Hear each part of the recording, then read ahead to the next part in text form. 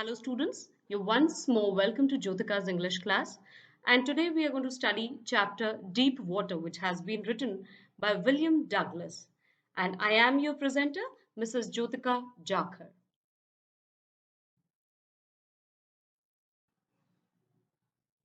William Orville Douglas, born on 16th of October 1898, was an American jurist and politician who served as an Associate Justice of the Supreme Court of the United States.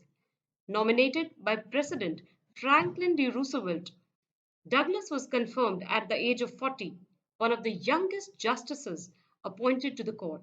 His term, lasting 36 years and 211 days, is the longest in the history of Supreme Court. In 1975, Time magazine called Douglas the most doctrinaire and committed civil libertarian ever to sit in the court.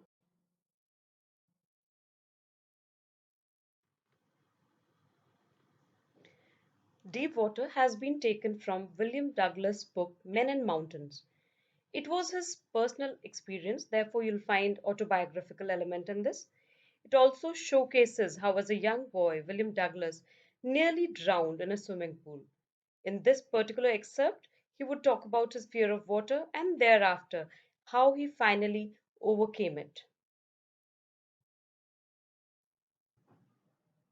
Now, as we begin with the chapter, let us delve deeply into the reason behind author's aversion to water. The first incident occurred when Douglas was about 4 years old. He visited a beach with his father. When both father and son were at the beach, just then a strong wave overpowered him and knocked him down. He was terrified, and that left a deep aversion in him for water. But when he was about 11 years old, he again developed a strong desire to learn swimming. The Yakima River, which used to flow near his hometown, was treacherous and many people had drowned in it. His mother advised him to never try to swim in that and therefore advised him to go in for YMCA pool, which was definitely a safer option. It was only 2 or 3 feet deep at its shallow end, and the other end was about 9 feet deep, and the drop was gradual. Douglas was beginning to get comfortable in the swimming pool after 2 3 days of practicing. Just then, something happened. What was that? A big bully of a boy threw him into deep end of the pool just out of sheer joy. And the narrator had a near drowning experience. And that drowning experience left him with a deep scar, a deep aversion for water. After that, he was never comfortable being around water. Now we'll talk about the second incident, the incident at the YMCA pool, which actually did put him off and he never wanted to try swimming ever again. Now, Douglas, when he was 9 to 11 years old, he decided to learn swimming. And for that, he went to YMCA pool. He bought a pair of water wings and went to the pool. He paddled with wings. He imitated others and after a few days of practice was able to feel comfortable in water. One day, he was sitting all alone on the edge of the pool and he was very conscious about his skinny legs. Just then, a well built young man came there. He looked at skinny Douglas and, out of sheer joy, sheer pleasure, picked him up and tossed him into the deepest part of the pool. Douglas hit the water's surface in a sitting position and began to sink to the bottom slowly. Douglas was now terrified, but he could think of a plan to save himself. He decided to spring from the bottom of the pool as soon as his toes touched it. He hoped he would pop like a cork to the surface. Then he would lie flat and paddle to the edge of the pool. He was so sure of his planning that he would simply be able to pop up like a cardboard cork to the surface. As soon as his toes touched the tiled floor of the pool, Douglas bounced with all his strength, but he did not rise quickly. He came up slowly. He opened his eyes. He could see only water, and now he started panicking. He was suffocating. He tried to shout, but there was no sound. Finally, his eyes and nose came out of water. He beat his arms around. He started flailing them. He tried to raise his legs, but they hung like dead weights. He felt as though some invisible force was pulling him downwards again. Once again he slipped downwards. Had spent all his energy. His lungs were now aching, ready to burst, and obviously his head was also throbbing due to lack of oxygen. He was feeling a little dizzy and tired, but fortunately he could remember his strategy. Once again, when he went down, he sprang from the bottom of the pool. He was paralyzed, stiff and rigid, but when he jumped, he could only see water around him, yellow water. Then suddenly he reached the surface. His eyes and nose came out of the water, but he began to go down once again. Once again, he began to drift downwards. He could make no effort. He was relaxed. Now, when he was going down, there was no fear. He could not feel any panic. It was all quiet and peaceful. He felt as if he was floating in space, as though he was in the warm embrace of his mother. He was feeling unconscious, and gradually consciousness was slipping away from him. When Douglas regained his consciousness, he realized that he had been saved. He was lying on his stomach. He was vomiting profusely. And then he heard voices. Someone said he had nearly died. The young man who had thrown him into the pool said he had done it just out of fun.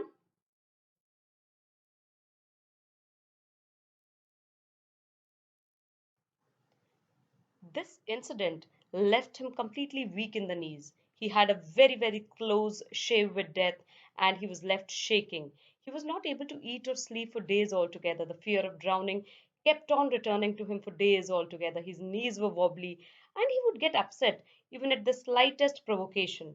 He had developed hydrophobia, and he never wanted to revisit the pool area ever again. Even as he was growing, few years later, he went to the waters of the Cascades. He wished to wade into them, but the terror seized him again. His legs were paralyzed. Wherever he went fishing, canoeing, bathing, and swimming, he was filled with terror. The joy of living was lost, and now this was something that really perturbed him. He wanted strongly to overcome his fear of water so that he could proceed with his life in a very normal manner. Finally, Douglas decided to get an instructor to help him overcome his fear of water. The instructor helped him bit by bit, piece by piece. First, he put a belt around Douglas and attached the belt with a rope. He held the end of the rope as they moved up and down the pool. He made Douglas put his face under water and exhale. He held Douglas on the side of the pool and made him kick with his legs. He was with Douglas for about 6 months when he felt that Douglas was able to swim alone. And finally, he gave a clean chit to Douglas and left because he had now finally built a swimmer out of Douglas piece by piece.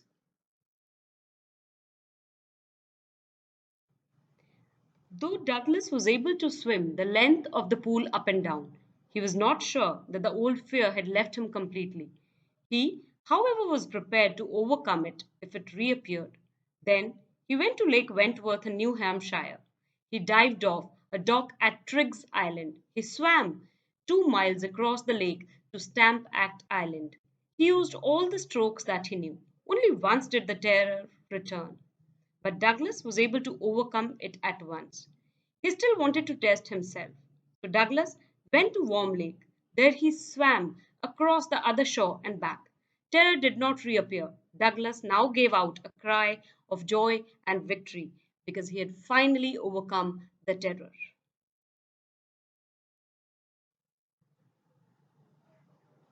The story gives us an insight into the power of determination and willpower. It teaches us that the only thing that we have to fear is fear, because rest all can be overcome with grit, determination, and a faith in our capabilities. In context of the story, Deep Water, Douglas lost precious years of his life fearing water as a result of an unfortunate incident with a bully who threw him in water, and the author came face to face with death. However, he decided to face his fear and he works hard until he becomes a good swimmer. He encounters the fear again and again by deliberately challenging himself to swim in various places. In this way, he is able to get rid of his fear completely. He realized that accepting fear and death meant accepting fate and dying peacefully, and the terror lay in the mere fear of death. But once he braced himself to fight the odds, he was able to overcome fear.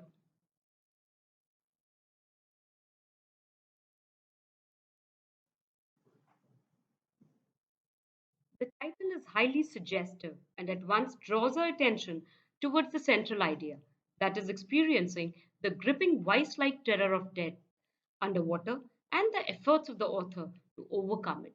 The chapter is based on his personal experience, and the analysis of fear is autobiographical. To begin with, the overpowering force of the waves at the California beach stirred a version of fear in Douglas. As he grew older, his mother warns him against swimming in the deep waters of the treacherous Yakima River. And then the near drowning experience that he had in YMCA pool left him paralyzed with indelible fear and everlasting aversion to water. While drowning in the deep end of the pool, 9 feet deep water of the swimming pool appears more than 90 to Douglas. Nevertheless, when he finally conquered this deeply ingrained fear, he could then dive and swim in the deep waters of Lake Wentworth and Worm Lake. So the title is absolutely appropriate and highly suggestive.